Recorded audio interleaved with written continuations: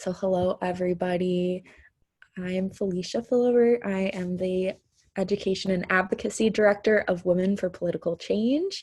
Thank you so much for joining us. This is our first webinar, so we're still figuring out how this kind of works on Zoom, but we're happy to have y'all here to learn about the census with us. So we're just gonna get right into it and talk about what is the census, because most of us were, like 13, 14, 15 years old or below when this took place in 2010.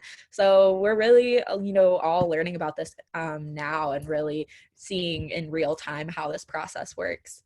So the census counts every single person in each household living in the United States on April 1st. So that's why April 1st is the census day, because it's if you're living at a certain residence on April 1st, that's where you're counted on the census. The United States Constitution requires that we complete the census every 10 years or years ending in 0. The census has been conducted every decade since 1790. So there have been 22 federal censuses before this year's. And the last one was conducted in 2010. Yeah, why is the census important? It's really, like Sonia was saying, essentially more critical than voting, because everyone gets to participate regardless of age, origin, citizenship or refugee status, incarceration, etc. And it only happens every 10 years versus, the multitude of elections that we have for various elected positions happen, every year, every 2 years, every 4 years. So the data that we get in 2020 is going to influence political and economic decisions for the coming decade, which is huge.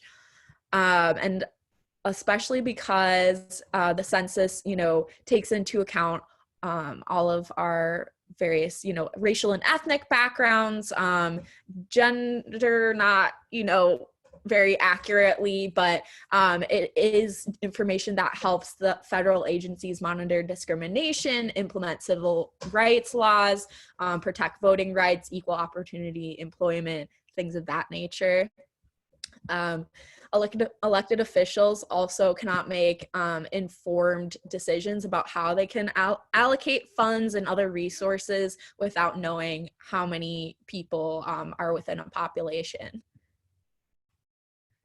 And then we'll get a little bit more into how the census affects funding and political representation as well here. So federal funds, more than $880 billion in federal funding, grants, and supports is dispersed based on census data. So for Minnesotans, that's about $2,796 per Minnesotan every year. Minnesota gets more than $15 billion in funding, at least from the 2016, in 2016 alone. And that was all determined from the 2010 census. So this money is spent on transit, roads, schools, housing assistance, hospitals. I'm actually going to send out some information afterwards about like specific services that the census funds. So with this money that Minnesota receives, that's nearly $28,000 for each Minnesotan over the course of the decade. That's huge. Think of how much $28,000 per person can affect our livelihood and our economic state. And then here is a graph of federal funding over the course of the year and what these funds went to that are completely dependent on the data they received from the 2010 census. So you can see medical assistance as one of the biggest areas where federal funding is distributed, low-income home energy assistance, that's, to make sure people are able to have electricity and other utilities, school lunch and breakfast program. Kids are often undercounted, so that's actually a really essential program that depends on making sure families count children within their census. Pell Grant, all of these transportation, roads, all dependent on the census information. And then political representation is another really huge one that we're focused on specifically within WFPC. So the census is used to determine how many seats each state gets in the United States House of Representatives. So every state gets 2 senators, as we know. The House of Representatives is made up of 435 members, and every 10 years, the census helps us decide how we can fairly and equally redistribute those seats among everybody living in the country. So based on the 2010 census, each representative represents about 700,000 people. Currently, Minnesota has 8 seats, meaning we have 8 representatives. You can see here in the congressional map, these are 8 districts. But some of them, like District 7 and 8, representatives have a huge like area that they represent, even though it's the same number of people as according to the census. So that means that the number of seats for each state is really different. Like Montana and North Dakota each only have 1 seat. California has 53, which is the most out of any state. So we're with our 8, we're sitting here kind of in the middle of all of that. So as the population grows, each representative will have a larger number of people that they represent. And, you know, if other states grow more than we do, that means that we could possibly lose one of our representatives and only have 7 instead of 8 congressional districts, which if you look at the outline of, you know, our state, like that could be huge. That could mean one person representing half of the state when they might live in like Duluth and they don't know, you know, anything about the north and southwest regions of the state. So that's really huge. And we want to make sure that we don't lose a representative, because that could be really essential in passing legislation to make sure our communities are supported in the future. And then local planning is another really huge reason that we need census data. We use this information for planning and services like public safety, emergency preparedness.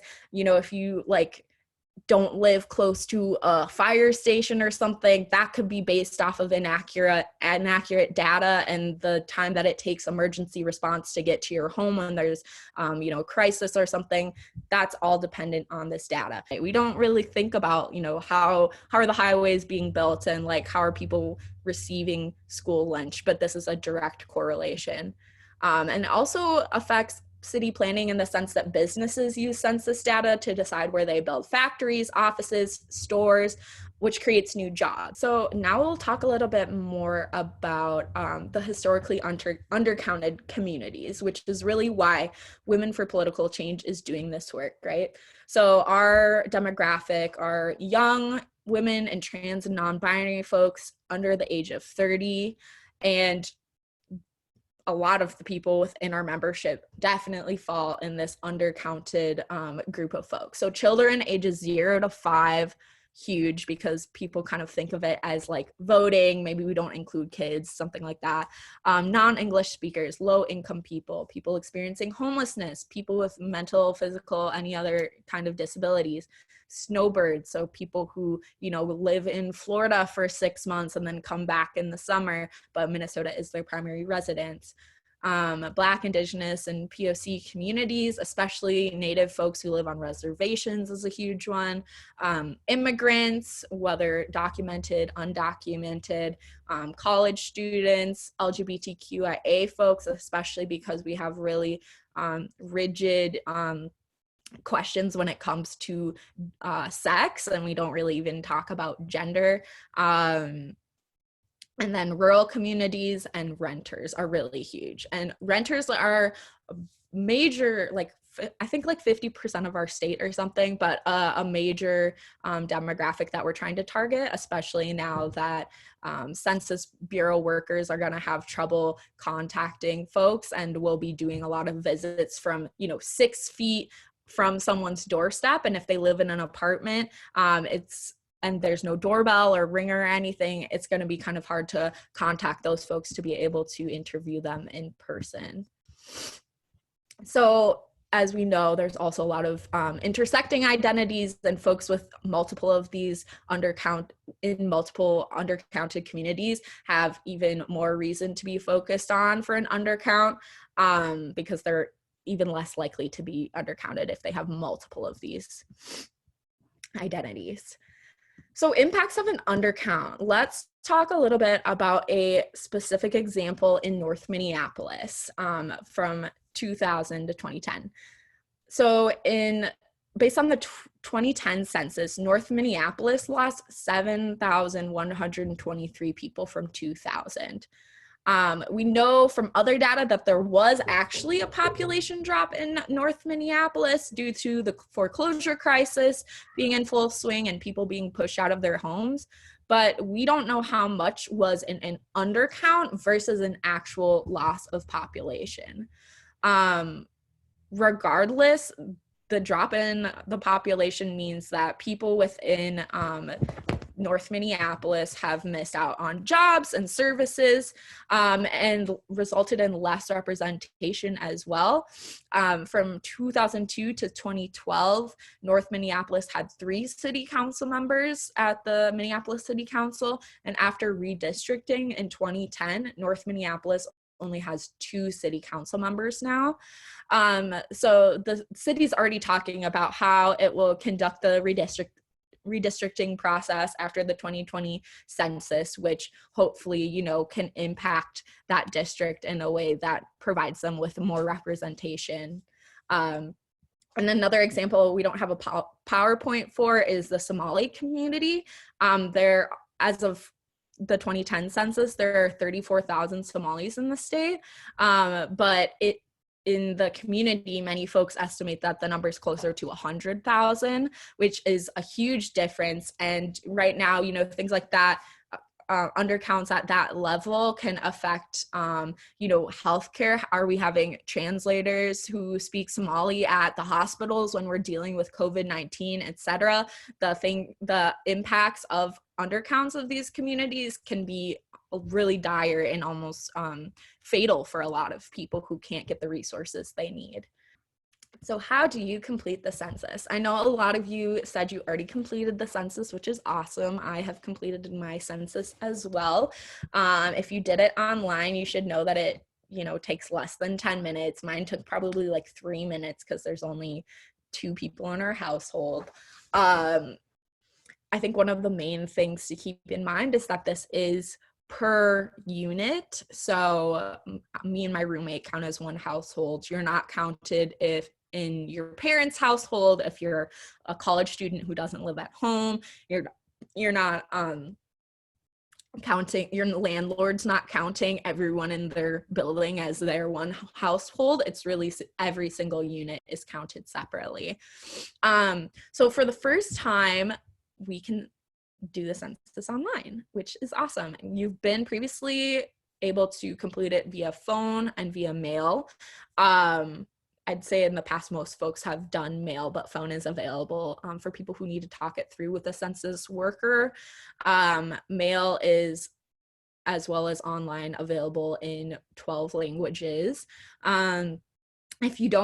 If you receive an online invitation, but you didn't respond by census day, they'll be sending you a paper form in the mail. So look out for that as well. With the online submission, you'll receive a code in the mail that you can type in to the census.gov website, and it'll automatically pull up your address that's attached to it. But if you don't have the code or didn't receive it, you can still do the census online and type in your address, and everything is just linked to your address and whatever unit that you're in. So it's just easier if you use the code, but it's not absolutely necessary.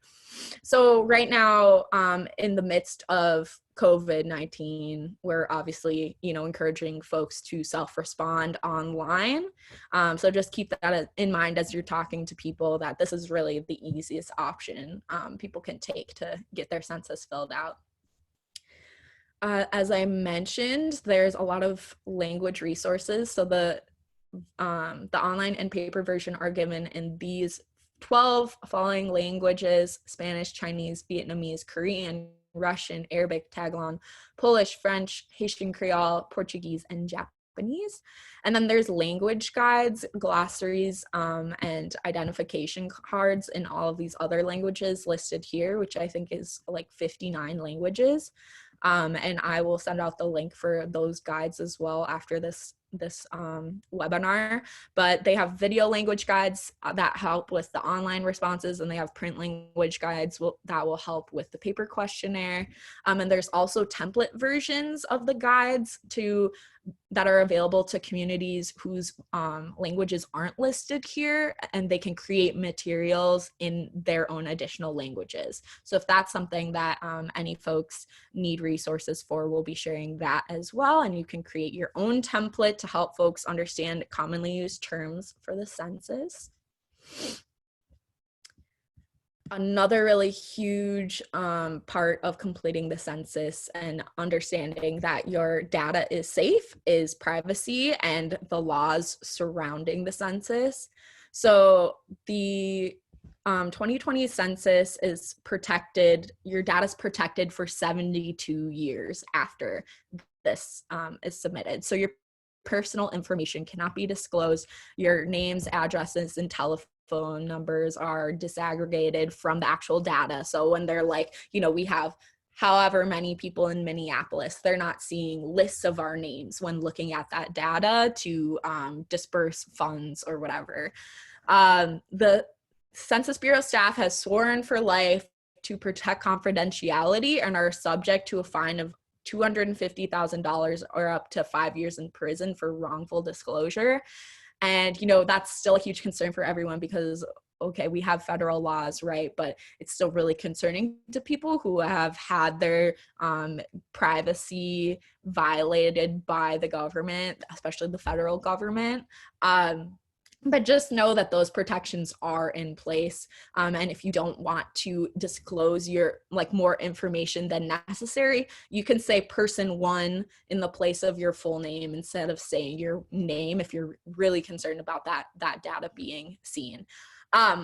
Because of these federal protections, this data cannot be used by law enforcement. It can't be used for eligibility for government benefits.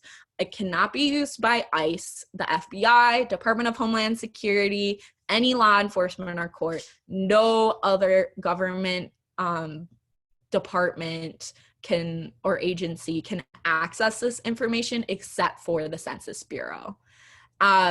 There's no exceptions to this. Everything is kept confidential. And all online responses, since that's a new way, a new method of completing the census, they're safe from hacking and cyber threats, and all data is completely encrypted. Once it's received by the Census Bureau online, it's no longer online. So your information is not just like living online somewhere after you submit it in the online census. It's gone. It's in the vaults. So don't worry about that. But, you know, if folks are worried, they can always respond by phone or mail. Another issue is the Census Bureau staff, which might be a little bit, I think they're probably having less folks come out, but they are still going to be having people stand 6 feet away and interview folks.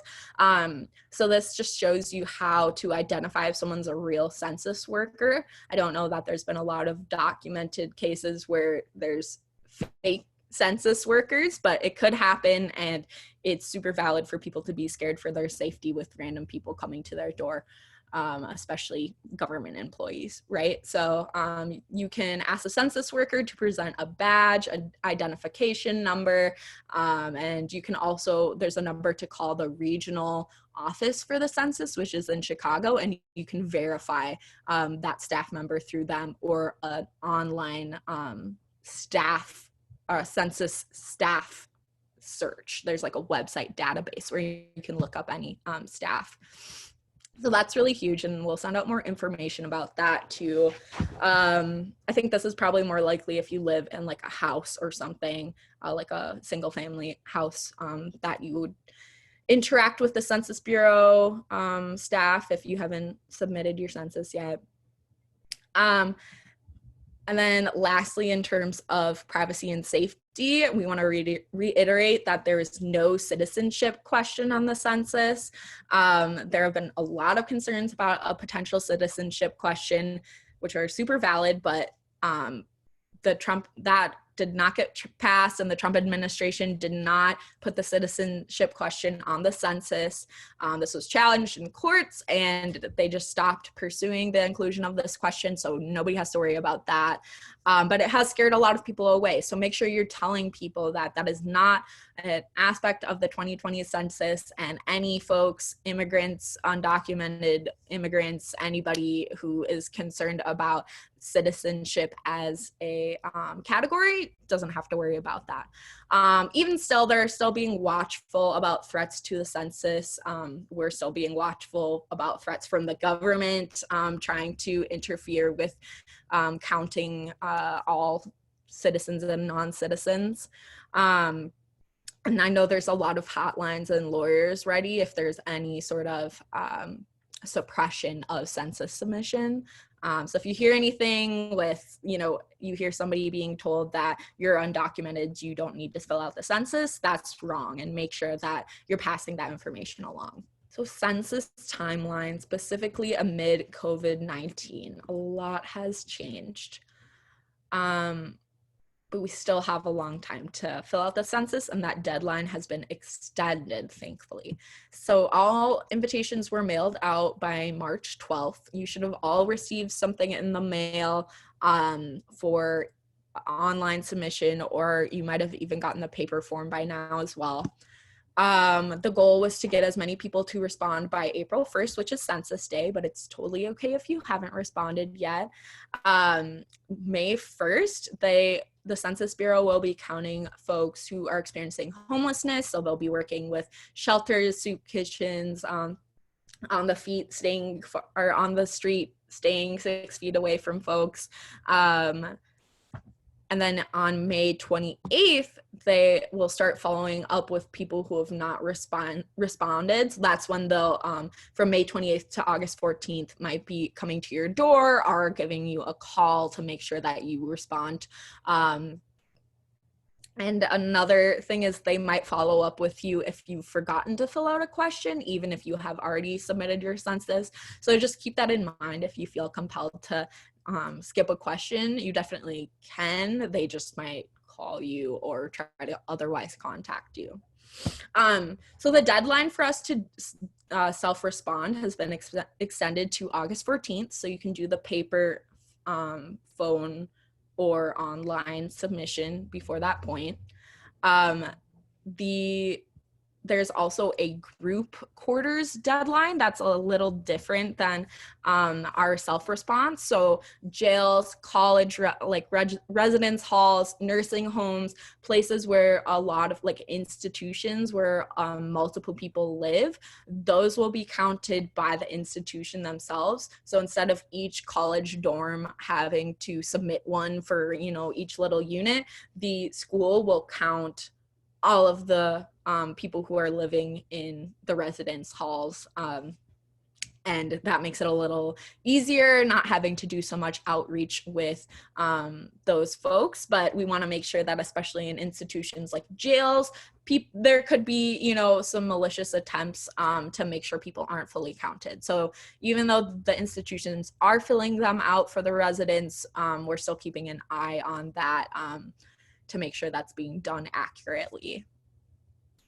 And then a little bit beyond the point where we have to do anything after we've all filled out the census, in December, the Census Bureau will deliver apportionment counts to the President and Congress to start looking at how we're going to redistrict in 2021.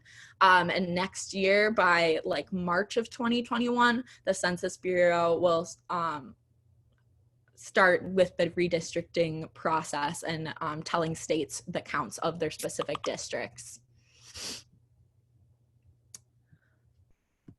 All right, so I think that is the end of all of the information I have for y'all. So some people that I was talking to were a little confused because they thought that the deadline to fill out the census was on April 1st. Mm-hmm. But So actually, that's not the case anymore. Like, Mhm. what was the deadline again? The deadline is August 14th. So Cool. anytime before then. But why should people fill it out now? Yeah, well, fill it out now because we know that Minnesota already has a really good streak for I think you said it was like 51%, right, Sonia, of Minnesotans have filled out the census. And that's compared to the rest of the country at like 40%. So we're doing really well. And we want to make sure that Minnesotans stay on this trajectory. You also want to, avoid having people come to your house or contact you at a later time just because you haven't submitted it yet. So you can do that very easily by getting yours done online as soon as possible. We can focus on other folks who really need help completing the census if everybody does it now that is able to and understands the process. Oh yeah, let me talk about the race and ethnicity. So for the first time, you can write things in. So if you think it was hard this time, last time it was even more difficult to choose like what is your background. So thankfully, like that's a step in the right direction. But like with questions like the sex question, that's just male or female, there was a lot of organizing done to try to add a more like nuanced gender question that did not get passed this time, but hopefully in the 2030 census we can have more options for talking about sex or gender and even sexuality, since we are really lacking the data to give resources to LGBTQ folks. So any final thoughts? I appreciated how you had a real example with regards to like North Minneapolis that showed like how important the census is for local communities. One article that I read recently about the census was talking about, and this isn't a positive thing that I'm sharing about the census, but it's that households that have incarcerated members missing from their household end up getting counted as prison residents, and public prisons get more money from all those people through the census, and that made me really angry. Yeah. Yeah, and also with political representation, how incarcerated people cannot vote, but they count towards, how many people live in a congressional district. All right. Last thoughts, or we're going to wrap up.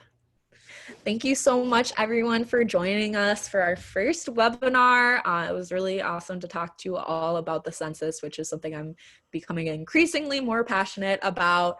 And we will follow up with all of you. We have your email, so we will send additional resources, and please feel free to send those to friends. And we'll also be sending out a recording of this webinar so we can reshare that with folks who weren't able to make it live here today. We will hopefully see you all soon in person someday. Thanks for all of your work with this, y'all. I know you've been working super hard to just like organize census stuff and get it out, and now like all the COVID madness is happening, so thank you. It's much appreciated. Thank you. Thank y'all. All right, have a good one, everybody.